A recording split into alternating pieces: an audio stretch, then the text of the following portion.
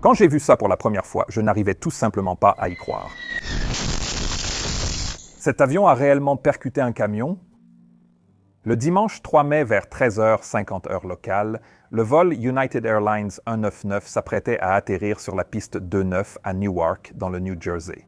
Il était assuré par un Boeing 767-400 âgé de 24 ans et il avait décollé de Venise, en Italie, avec 221 passagers et 10 membres d'équipage à bord.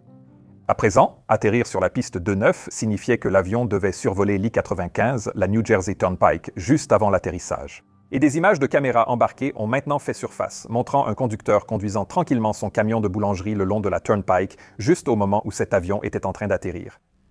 L'avion aurait percuté un poteau électrique et le toit de la remorque de ce camion, avec des rapports signalant aussi d'autres véhicules endommagés par des débris.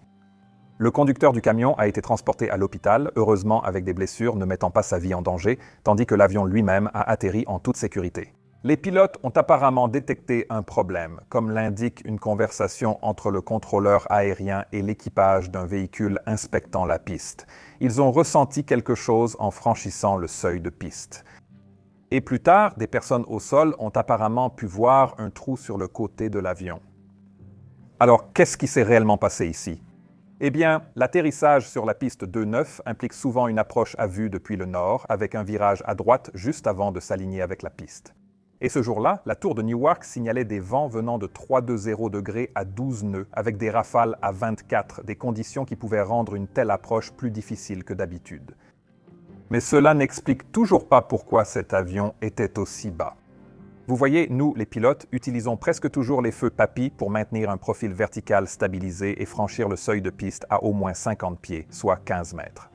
Nous visons aussi un point de toucher des roues à plusieurs centaines de mètres sur la piste.